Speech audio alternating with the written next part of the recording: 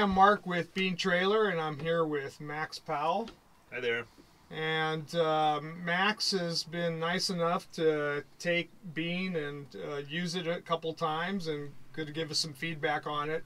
But more importantly, I wanted to fly up and I wanted to meet Max because I think we have a lot in common in terms of our philosophies of life. And I was watching some of his videos and just became fascinated by all the different hobbies he has and the things that he's gotten into. Everything from, from what I can tell, Max, it was mountain bikes, motorcycles, side-by-sides, falconry. How cool is that? That was like that was the most amazing thing, Kind of the outlier there.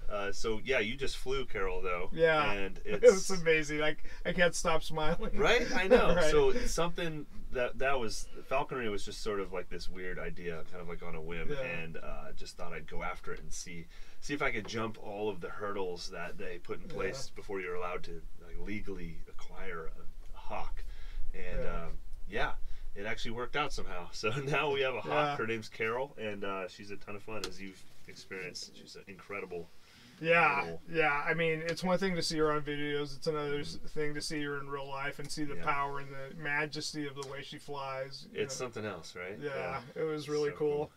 Anyway, so we figured out at Bean Trailer that a lot of our customers were actually Tacoma owners, or they were in the military, or they were in some kind of a civil service job, whether it's working for some law enforcement or whatever. And so when we were looking for somebody that because of your background, you basically hit all of those check marks. So kind of weird how that goes. Yeah, it really is. Like, I don't know what it is about Bean Trailer that attracts Tacoma owners and also people who are civil servants. I think it's probably the adventurous spirited type people who like to just pack light. Right.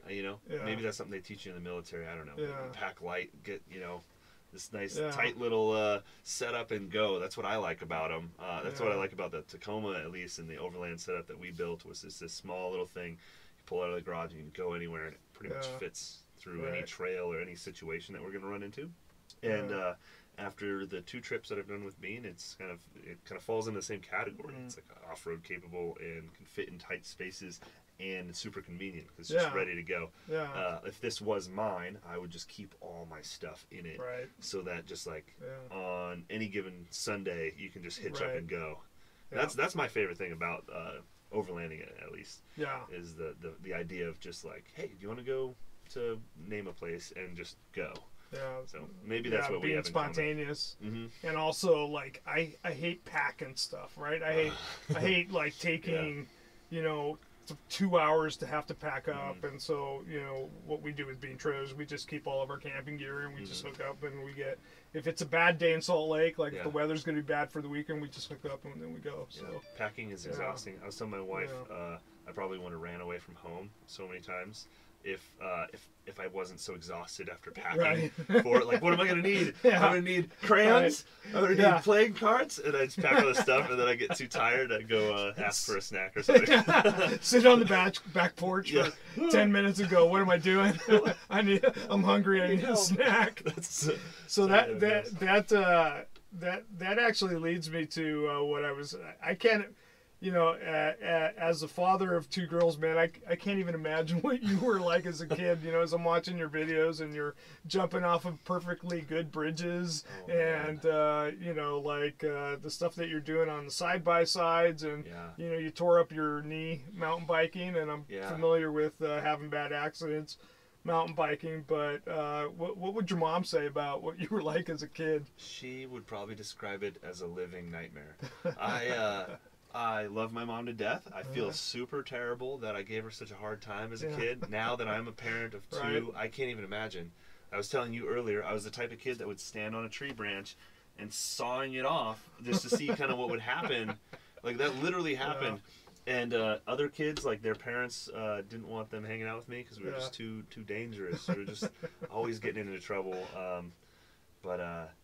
yeah, I pretty much thought I was on Adventures of Huckleberry Finn. You know, like that's sort of like good. who I thought I was. And we would go out into the woods, and I just called it like surviving or something. And we would just like take nothing with us as kids and go like make fires and just live out there. That's what I love doing.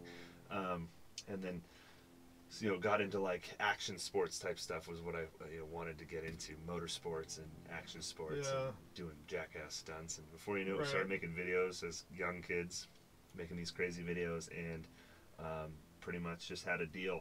We did have a deal with my mom. I was like, you know what, like so long as you just like let me do my thing, I like promise I'm never gonna be like a bad kid. I'm never gonna break laws. You know, aside from little light trespassing on rooftops, but like we're not into drugs. We're not like into like we're not bullies. We're good people. We just like to go do crazy stuff, and so she was cool with that. Yeah. And she had her hands full. So yeah, it's good. Yeah. Well, it's good to get the freedom that you need to kind of develop your passions and figure out who you are, right? Yeah, absolutely. And you definitely figured out your passions because man, you have a lot of them. And so, you know, I wanted to come up and just find out, you know, just really get to know you a little better and, you know, try to figure out what makes you tick. I'm sure I'm not the only one that's watched your videos and thought, like, what is it that drives that guy? What motivates that guy? I don't know. I'm still trying to figure it out. It's hard to put it. It's hard to put it into words of what like makes you tick. When you said you're flying out here, I started thinking like, what is it? Like what does set me? What sets me apart from your regular every other type of person, and do I have like a group of people that think like this? And I don't know. I think just like really creative people and outdoorsmen and people that just like to be active and stay active and like to learn through doing hands-on stuff. Yeah, that's kind of What's a slogan that you have on your YouTube channel? I really I saw it and I can't remember, but it's very similar to kind of the philosophy that we have for being. Yeah, so it's don't forget to live. That's kind of like our slogan, and then like our sign off on every video is get some work done this week, but don't forget to live. And those two things, like I think the whole slogan is so important to me. Like I'm like a huge advocate for hard work. Right. Love the idea of like entrepreneurship and creativity and making money from your passions. Like all of that drives me.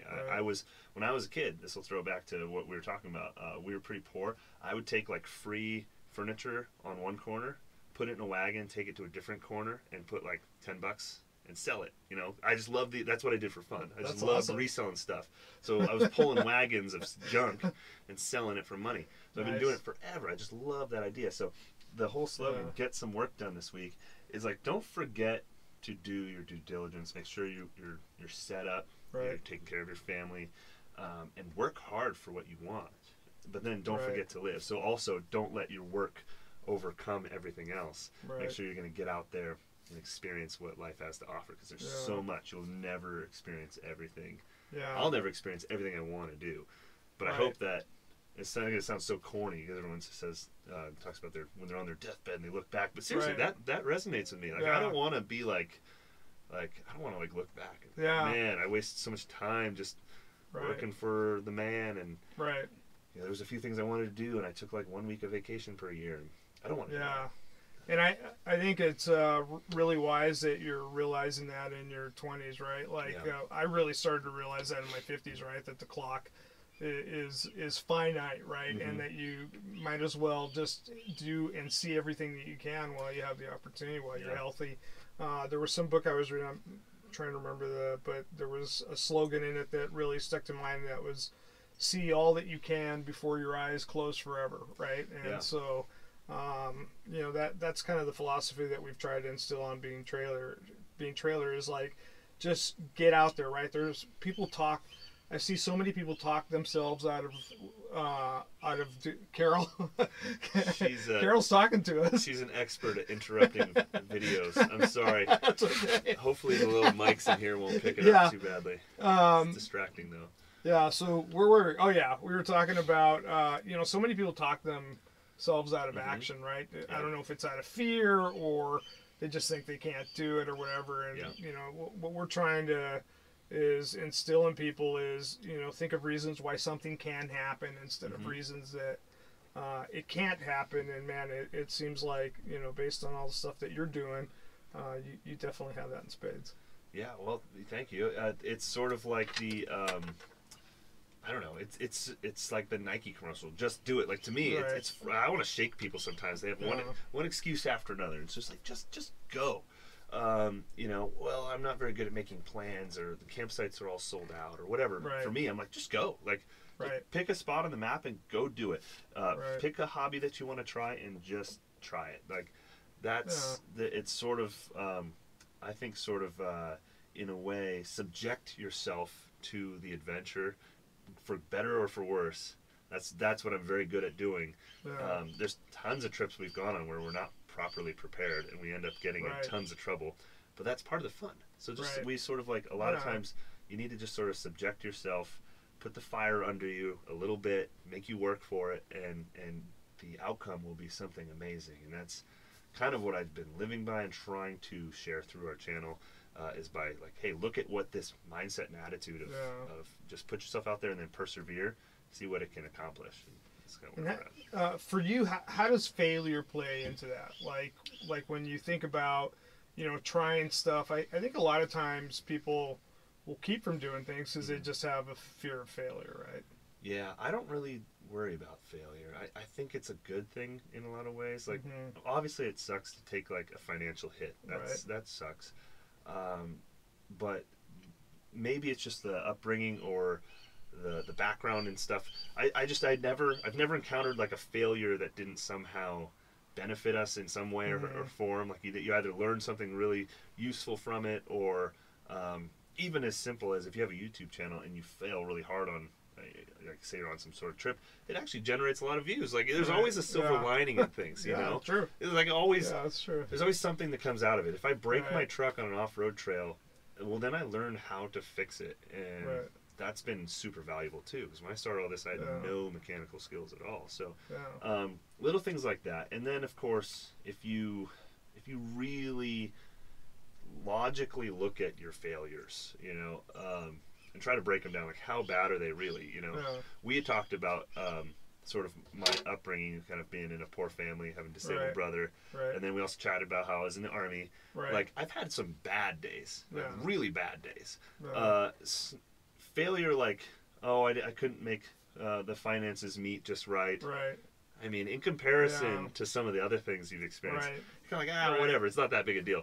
You know, you can always kind of get back on top. I don't really think you can really, you know, I mean, you obviously can screw yourself over pretty bad, but... So you're saying some of that stuff's relative, right? Like, you know, and you brought up the topic of your brother, and I really wanted to touch base on that, because, you know, when we talked earlier, you talked about, like, in some ways, you know, your experience with him has shaped really your philosophy today, right? Yeah. Well, and it wasn't a super conscious thing. It's kind of what I've realized, because people kind of, you know, like yourself, are curious where this all comes from, and I, like myself, still kind of wondering. But I think just growing up with my brother Joel, Joel was born with a rare disease that caused him to lose his sight and his hearing, so he's deaf and blind. So I kind of grew up in a family that was constantly going to the hospital, constantly spending, you know, really late nights up with him. A lot of behavioral issues, because as you can imagine, you know, not having sight or hearing as an infant, extremely difficult. It eventually sort of tore my mom and stepdad's relationship apart, and things got really ugly really fast. And to no one's fault, it's a really difficult thing to go through, you know. And so I think just that experience of growing up in that environment shaped a lot of what I'm doing. Like, I kind of don't like when things are too quiet or too easy or too peaceful. I kind of like the action and the excitement and the adrenaline and the stress. You know, I grew up in a stress-filled environment, so I think it paid really well into that. But then another thing too, when you want to get more into the philosophy of things, like, I think we're so valuable as human beings. Like, the things we can learn and see and do is so incredibly valuable. It's almost a slap in the face to anybody that, like, can't see or hear, if you were to waste that, you know? Like my brother is the happiest, coolest kid around, and he can't even see or hear, and he's totally content just playing blocks at the table or doing whatever he's going to do.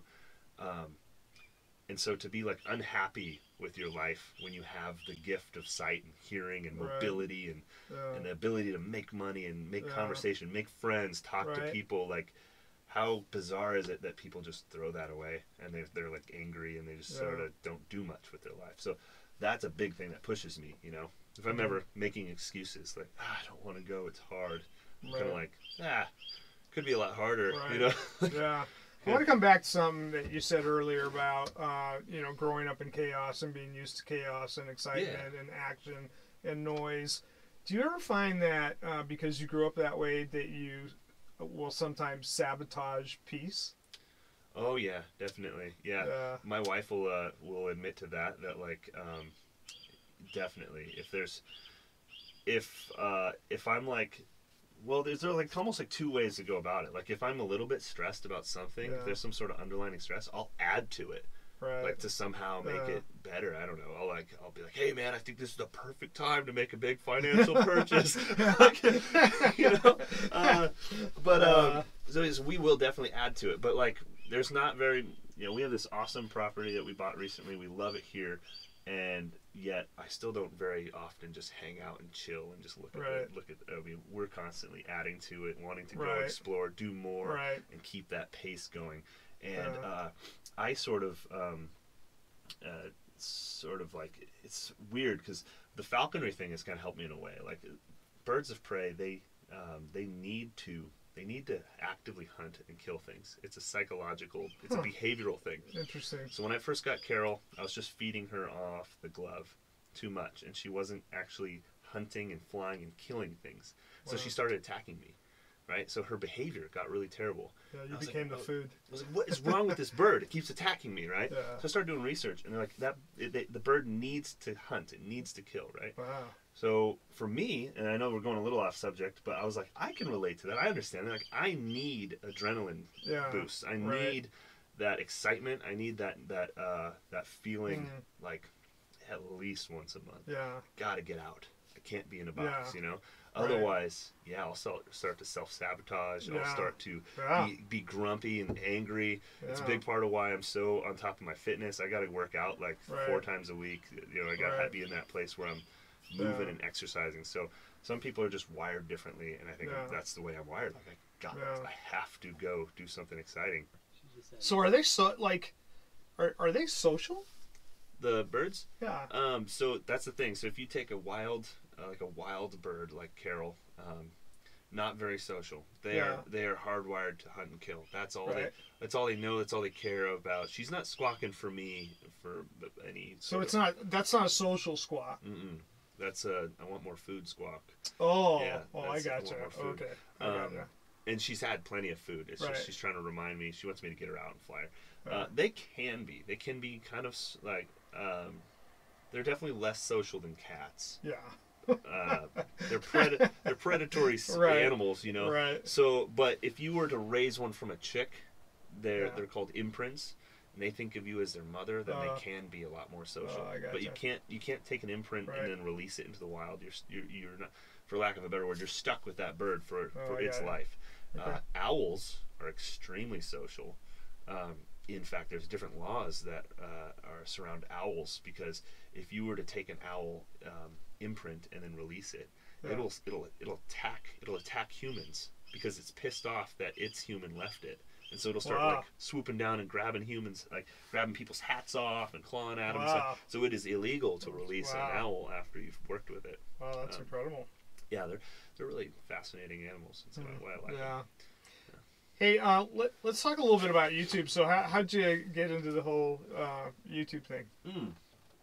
So, as I mentioned, we were kind of crazy kids, and if I'm going way back, really liked that America's Funniest Home Video stuff. I remember they were like, you could submit your videos, you know, that was like a goal of mine as a kid. I was like, dude, I'm gonna submit a video. And so I'd try to like I can totally picture you doing it. Yeah, so I'd like try to capture, I thought that was the coolest thing ever, and try to capture the funny moments, and I just kept making videos and got into like video editing, and I just kind of like very creative. My mom is a really talented artist, and in a lot of different forms, like from painting down to like jewelry making down to. Is it painting in your house from your mom? No. Oh, okay. But like all sorts of stuff. They're just very artistic. My sister's very artistic, and my stepsister's very artistic, and for the most part, grew up in the family of just like 3 artistic girls. And I used to be into drawing, and now, anyways, I guess my creative calling was just making videos because I enjoy it. And they're not the best videos in the world. I kind of like them rough, and that's kind of where it's at. But started making videos, and I was making these videos. And early stages, we had a stunt team called Menace Mayhem. This is in high school. Again, I told you I like really into business, right? As a kid. Right. So this is my whole thing. There was this website called break.com, and they would pay you $800 if you could get on their homepage with a stunt video. It had to be something like Jackass style stunts. And so we're like, we're going to make a business out of this. Every Wednesday and weekend is Menace Mayhem Day, where we intentionally try to capture some kind of viral video and sell it to break.com. And so we had journals. Like we would be like, hey, it's your day to come up with some ideas, put some ideas in the journal. And so we had a Menace Mayhem book that had all these stunt ideas all crudely drawn. And we did it, and we were very successful with it. Like for a couple high school kids trying to make money, we had I don't know, probably 10 or so of those videos posted on that main page, and then those videos ended up getting onto TV shows like Spike and G4. Oh, really? Ridiculousness. Been on Ridiculousness a few times. Oh, that's awesome. I didn't know that. Yeah. True TV came out and filmed an episode with us. Oh, wow. And then we were offered an MTV show. Yes. So this all taken off. This is what I think I'm meant to be. So my senior project was I was going to be a stunt man. That was going to be my career. That's what I thought. I never thought I'd mount up to being a firefighter. So my plan was to be a stuntman, a Hollywood stuntman, which is ridiculous.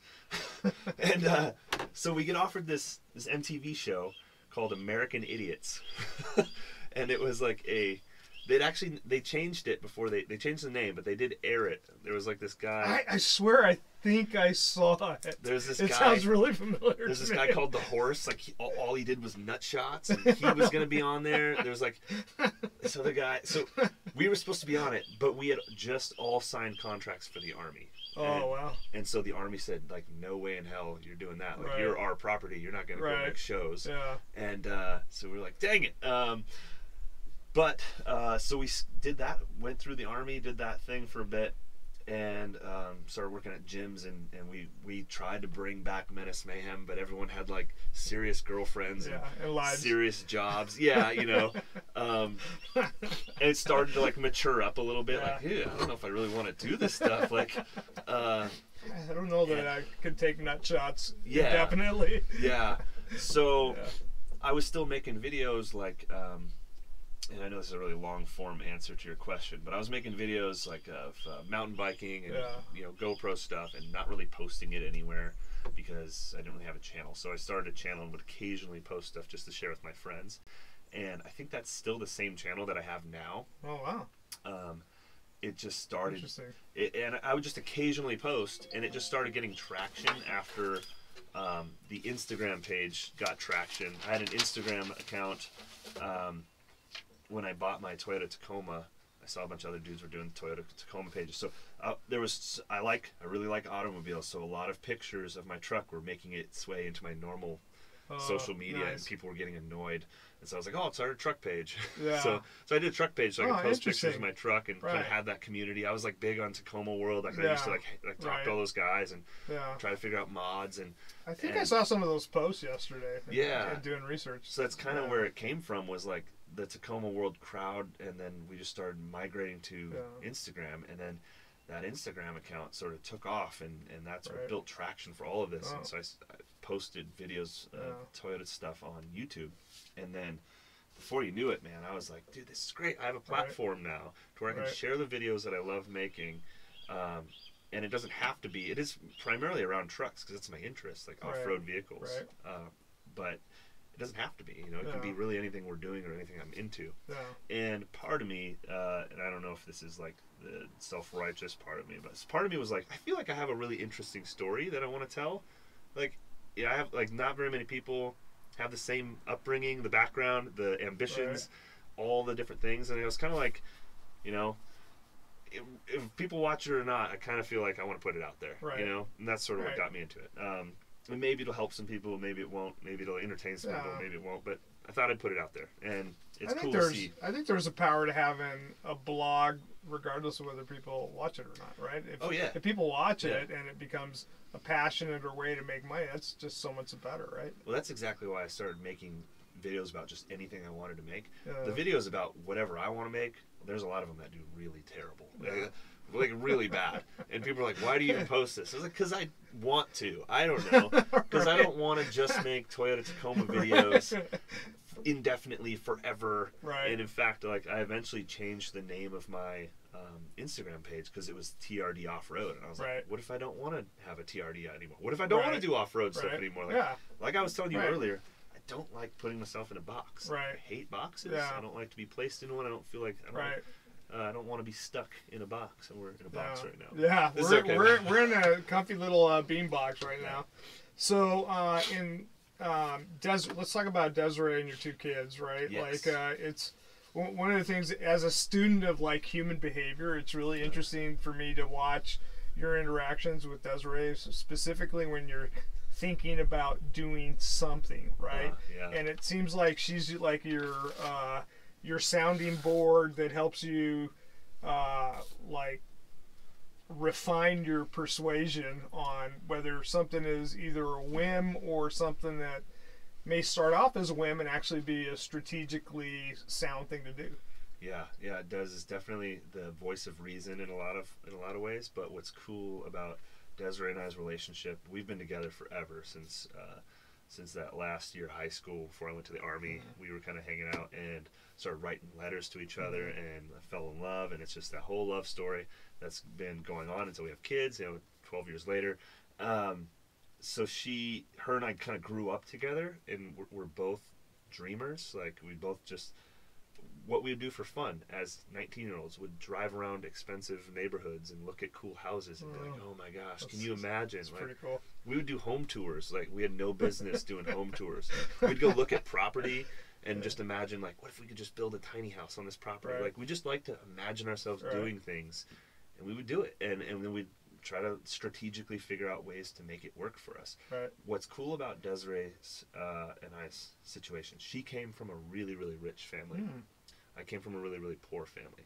So it's a really weird dynamic where we knew that somewhere in the middle is where you're the happiest. You're provided, you provide for, you're not struggling, but we don't need like everything given to us. And so the two of us have been like so happy with like, we'll be happy anywhere in between, no matter what it is. And yeah, she's been so supportive of my ideas. She thinks they're ridiculous, a lot of them. She'll tell me, she'll say like, hey, I think I want to get a hawk. I saw some hawks while I was driving home from this job interview. Let's get one. Let's get one. And she'll be like, that's the dumbest thing I've ever heard. And I'm like, no, think about it. It's cool. Like, so I was into reptiles, and I told you that, and she did not like the reptile room. And I was like, hawks can stay outside. And she's like, oh yeah, okay. Reptiles, hawk. I'm going for the hawk. So she's definitely super supportive, and I think the biggest thing between the two of us is that we both are just big time dreamers. We just like to like conjure up crazy ideas and see if we can execute them. Yeah. And we probably execute, I don't know, 20% of what we dream. Oh, yeah. But that's fine. So one of the things that I recognized in watching your videos, and it actually made me smile, is that you are kind of susceptible to shiny things, and so am I, right? Like, like that, like the Raptor, man. That is a shiny thing, right? You know, or a Tacoma, or a side-by-side, or a cool motorcycle. I've been and explored all these things, and my wife is kind of my sounding board, and my, she, like, once in a while I'll get the look like, man, you have lost your mind. You're not getting one of those, right? And I know that I either need to table that or forget about it or be more persuasive, right? Yes. And the one thing that I always think about, having experienced a lot of those things, is how a lot of times people are really chasing happiness with those things. Can you speak to like your thoughts on materialism? And because in your last video you talked about being materialistic, right? I'm not putting any words in your mouth. No, I get accused of being materialistic often on my channel because it is a channel about doing cool stuff with cool things, and and that's totally fair. Like I don't judge anyone for saying I'm materialistic. They're not entirely wrong. I think there's a massive difference between really enjoying things. There's a difference between enjoying things of value, or like collecting and hoarding things of value, and liking things that are valuable but allow you to do stuff with them. So I'm in the category of if it allows me to do something that's unbelievably fun and exciting and really allows me to experience life at its fullest, then I don't care how much it costs. I want it, right? And then there's people that they want the shiny things. They collect fancy watches. You know, they drive a cool car because they think it makes them look cool. They don't know anything about the car. They just want it because it's nice. They wear expensive clothes, expensive shoes. They collect. And that's fine if that's what makes them happy. I don't judge that, but I don't fit in that category. Like I have a lot of expensive toys, but that's because each one allows me an individual experience that it can't be done on foot or without money. And that's why I work towards it, because like I want the best of the best side by side so that I can thrash through the dunes and beat the hell out of it. And if I cared about how much it was worth, I wouldn't smash it, and I would just shine it up and show it off, and that's not what it's about. It's about the all access pass that thing allows. Yeah, I'm looking right now at your Tacoma and shining it up. Like you definitely use that thing. Oh yeah, yeah, for sure. We beat on it too, and that's what it's for. You know, that's why I like it. Yeah. But do you ever? What are your thoughts on the whole connection, if any, between like materialism and happiness? And so I think especially as someone that grows up like really poor, right? Every time you purchase something that's expensive, or it's really exciting because like someone in those shoes, like it's more of like I never thought I could do this. Like it's this sense of wonderment, you know, and excitement. And it's an accomplishment, you know, and a lot of people from that upbringing end up like they want to show that, they want to wear it, and it does make you happy. But the thing is, I feel like I can confidently have lots of these toys and stuff and do this because of the fact that I have a really solid point of view of myself and of my family. Like I feel like we're really core, like we have a really solid core family. Like I think we could just as easily live in this nice house as we could live in like a cool, like a rad Connex home on the side of a creek that costs 30 grand and have a set of bicycles to go explore with. You know, like if we were to lose everything tomorrow, it'd be a bummer for sure. But it wouldn't affect my happiness. Happiness is you're either happy and content with who you are and what you have and what you do for fun. And I feel like that's separate from like the I think it's separate from like the toys just allow you to do stuff that's more fun. It doesn't make me any more happy. It's just more fun. Does that make sense? Yeah. I guess? Yeah, it does. And I think the one thing that people that maybe watch your channel don't understand, that a lot of the toys that you have are really tools of the trade too, right? Like they contribute to the experience that you're creating on YouTube and other social media platforms. Yes, absolutely. If it wasn't for the incredible support and ongoing success on the YouTube stuff, there's no way my truck would be that built. I mean, I probably would have still modified it, but like, you know, it allows you to take it to the ridiculous level, which ends up for some, you know, it ends up being flashy, but that's because it is in a way like you're doing it as an entertainment piece for people to watch. So our lives are no longer like, and it's so weird because we're in this weird transition period right now where we're relatable and we want to be relatable, and we are like normal people. If I run into anybody on the street, I'm not gonna like be rude to them. I'm a normal person. Right. But we live a very abnormal life now because we are living a media production agency now. Like we have you know, a lot of the toys, like they're like props for our lives now. Like there's something that we use to make content. Yeah. So it's more excusable for us to have more of them. And I wouldn't recommend to normal people to have this many hobbies and projects and toys, Right. you know, because it would get overwhelming. And the one sad thing about social media, and I have mentioned this multiple times on my social media stuff, is like, don't try to keep up. If you're a normal person, don't try to keep up with social media people, because it's not real life. It's not. True. I'm not saying it's fake. Like I'm very excited to have all this cool stuff. Right. But a normal person, normal Max, like if I was just a firefighter, not making videos, and I have to make 3 videos a week at a minimum. There's no way I would have all this stuff. That's work too, man. Like that. It is. You know, that's work. It's a ton of work. So you know, I want to have varied content. So if we're making 3 to 4 videos a week, you gotta like, okay, pick one toy to use per video per week, and you don't want them. You don't want to do all the same thing over and over. So you end up with this plethora of all this stuff, and it's exhausting in a lot of ways to have all that stuff. It's a lot to maintain, like you were talking about, a lot to insure, a lot of oil changes you got to do. Yeah. So it's partly because I really enjoy precision engineered, like really cool automobiles. I think it's awesome, you know. I love what they allow you to do. I love that I can go out, I can fly out of my backyard on my paramotor, or I can like hit the sand dunes in the Can-Am, or you know, hit the trails in the Polaris. Like I love all the things that they allow you to do and how they allow you to do it. I love driving. Like when we were driving the Raptor and you were following me in the Mustang. That's just fun thrill ride. We did not exceed the speed limit. By of the course way. not.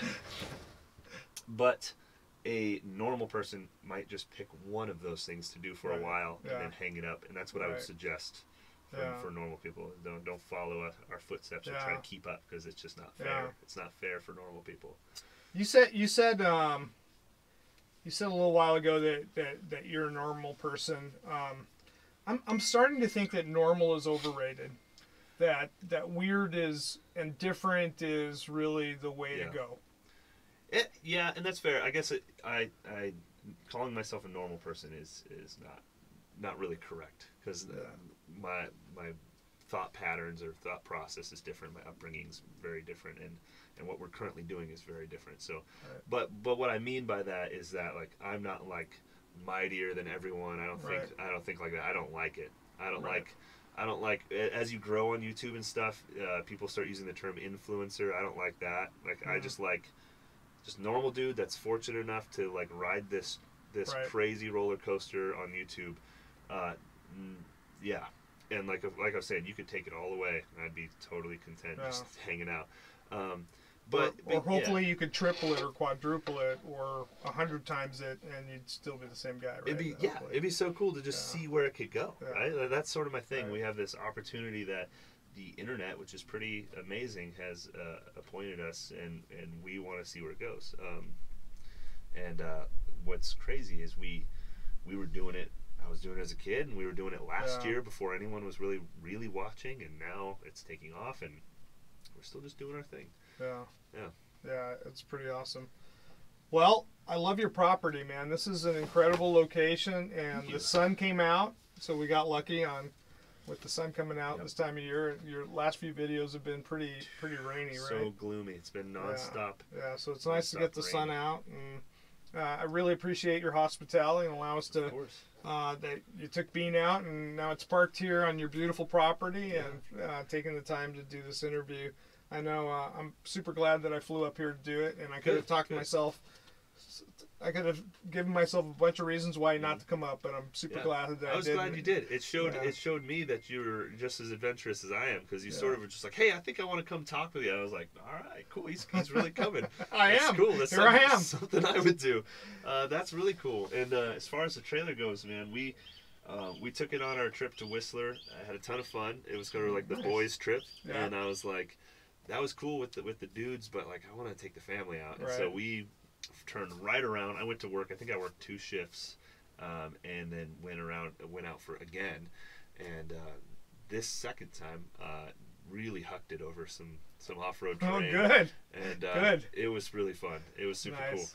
cool. Very comfortable. And I was able to pretty much use every feature I can think of. I discovered it had a solar panel hookup. I didn't know it had that until like last minute. I was like, oh, that's your cool. battery died? Because our battery died. But it was actually really cool to see that it charged up while the truck was running. So that was cool. So question for you. You can cut this out of the interview or not, but does it draw power off the battery when the truck's off? Could it potentially kill your battery? So the only things that draw power are the fan and the fridge. Those are the two power hogs. The lights don't draw a lot of power, so your truck should be able to maintain the power level. But if you've gone 2 or 3 days or if something's been left on, then it could kill the battery. Gotcha. Okay. It's not a big deal. No, I think we left the heater running. It was cold. It was How was the heater? Did the heater work? Nice. Yeah, so I've heard that. I've never used the heater, but I've heard it's like life-changing as far as our trips go. My wife, that's the one thing that sets her back. I'm constantly like, hey, it won't be that cold. We'll bundle up. I will get like 4 sleeping bags. So this time we had the heater and we just set it to 65 and just relax. Yeah, it was super comfortable. So the question I have is, and I ask anybody that comes in, people come to our factory all the time and see the bean trailers, and I love talking about it. And more importantly, man, I just want to know where they're going to take the trailer and where they. So any thoughts on like trips that you would take with bean trailer and just places that, one thing I love about Bean is I designed it so that it could go where other trailers can't. Yeah. And that's sort of what I discovered. So we ended up in Bend, Oregon. I found an off-road trail, and then I found an even tighter trail called Ford Road. And I was like, oh, we're driving a Ford. We just bought a Ford. So I was like, let's take Ford Road. And it ended up getting really gnarly. Like, very... That's spontaneous. I took it... Ford Road. I'm in a Ford. Let's go. Not knowing what it was. I just thought the name was cool. Yeah. And we were taking the trailer, like, up and over rocks and stuff, and it's pitching back and forth, and we were going over whoops sections, and it was just sitting nice and level. It did really good. Nice. I don't know about what Timbering. Yeah, Timbering killed it with that. So yeah, it did good. It is very off-road capable. So now after that experience, I think it'd be cool. We're going to Moab next month, and something like this would be cool to use like in one of the big off-road parks, like crawl up somewhere, pulling the trailer, and then just camp like way out there. Yeah. That's the cool thing. Yeah, I've done that a lot. It's awesome. Really. Yeah, I'd love for you to do that. That would be cool. So Utah is really cool. My wife hasn't been to Utah yet. I've been twice with the Tacoma, and so taking her next month. And we're on this kick now where we want to do like some kind of trip every month. So whether it's like just a weekend trip. You mean a family trip? A family trip once a month, whether it's just for the weekend, just a night, if it's 4 days, 5 days, or whatever. We want to fit something in, and so having like something that's like really easy and ready to hitch up and go is sort of like the ideal thing. Right. And that's not necessarily like, you're asking where would you go. Like one thing I try to tell my audience is like, if for most states, Washington in particular, but for most states, if you just head one direction for 2 hours, you're going to get some new terrain, something new you haven't seen yet, something you haven't explored yet. Right. There's a lot that's really close by. People get stuck in this mindset of like, the only thing that's cool is like 3 states over, or like you have to get on a plane to go find something cool, or you have to get out of your state or out of your town. Honestly, if you go any direction for 2 hours, you'll probably find something that's pretty cool if you're open-minded and you just have that sense of adventure. So I totally agree with that. What Des and I want to do is just like, if we run out of ideas, just go find the world's largest hairball or something, and just go there to find it, because there's always something cool. So yeah, that's what our plan is this month, is to just go check out different areas and go find sea caves or whatever. To that point, when people come and look at Bean, right? Like, and I ask them where they've been. Yeah. Now, mind you, a lot of times there are people that have been in Utah and have looked at stuff in Utah. Like, it's probably 50% of the time I've never heard of the place that they're telling me about, right? And I've lived in Utah for 30 years. And I've been outdoors. Utah's amazing. Utah blows my mind every time. But to your point, right? Like pretty much anywhere out in the West, you go a couple hours, you're gonna find some amazing stuff. Yeah, absolutely. And that was, I think, a lot of our channel spawned off of the realization that there was adventure nearby. Because I wanted to basically quit my job. When I started really pushing the channel, I was at a job I hated. It was not what I thought it was going to be. No. I was really unhappy, and I wanted to just quit everything and just travel. It was before Des and I had kids, and Des ended up getting pregnant, and I was like, well, that's not going to work. You know, can't just quit everything. And now we're going to have a son. And so sort of like, all right, I need to regroup my thoughts on like what's nearby and what's available to me. So we started traveling like nearby, where we could afford, like Washington State, Oregon, down to California, over to Idaho. We did when our son was 10 months old, we did a 3-week trip to Yellowstone. It was awesome. It was such an amazing thing, and I realized we don't have to get on a plane and go out of country to have a crazy cool adventure, and we're still just living from that. We're starting to spread out as we become more comfortable with it too. You think about it, people come from all over the world to the Western United States, right? Yeah, I would start back here. Absolutely, yeah. I would love to take something like this that has a heater and it's easy to just jump in. I'd like to go to Alaska. Yeah. Alaska would be epic. All right, hook it up to the Raptor and go. Go to Alaska. I would love that. That would be great. Alaska is high on our priority list. Alaska's amazing. Yeah, really. What's amazing about Alaska is you don't feel like you're the apex predator, right? Like you feel like vulnerable. Yeah, you feel like, hey, you better mind your P's and Q's. Yeah, Africa feels that way too, right? Yeah. Where it's like, like you don't get too high and mighty. That's kind of cool. Here. I like I said, you sort of subject yourself, for better or for worse, to situations. Sometimes I like to subject myself into a situation where you're kind of scared. Yeah. You're kind of exposed. Yeah. Like I do this high hunt, and every time I just get completely beat down. My legs don't even work anymore. I'm cramped out. I start freezing. I think I'm going to freeze to death, and I'm sitting there, and then I have this realization, like, this is sweet. This is great. There's something cool about it. You're not normal. Yeah. In a good way. Normal's overrated. I think it's good for you though, and then you come back and you have a nice house and it's all warm. You're like, I love this stove. Right. Like, we got a stove that works. Yeah, I have new appreciation for the stove. Yep. So, I think it's really good for you. Well, it's been awesome. The sun is blinding the sun is like. We could probably shut this door, but then we might not have enough light for the GoPro. Yeah, we're at 50 minutes, man. Like I think we're like there are people sleeping all over.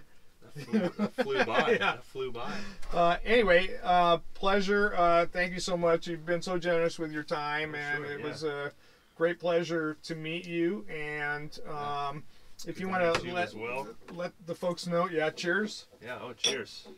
Yeah. Let the folks know about our 4 or 5 subscribers that we have on Bean. On the Bean channel, let them know. Some of your. Yeah, absolutely. So if you're into like outdoor adventure, action sports, and primarily motorsports, we have a channel that we're trying to build around vehicle-based or vehicle-supported adventure. You can check out. It's just Maxx Powell, MAXX Powell, on YouTube, and you'll find it there and check it out. For more information on Bean Trailer, beantrailer.com, and check out our Instagram and YouTube page. Thank you. Bye. Thank you. Nice, man. That was super fun, man. Good. I hope the materialistic questions are hard because I don't want to paint myself in a bad light. I don't want to look like a douchebag. I positioned those shades strategically. Should've done mine. It's got my little logo. There you go. Oh, I didn't know that. Dude, look at you. Dude, I have some swag for you. I gotta get some. Oh, no way. No, this is a cool concept. This is super cozy.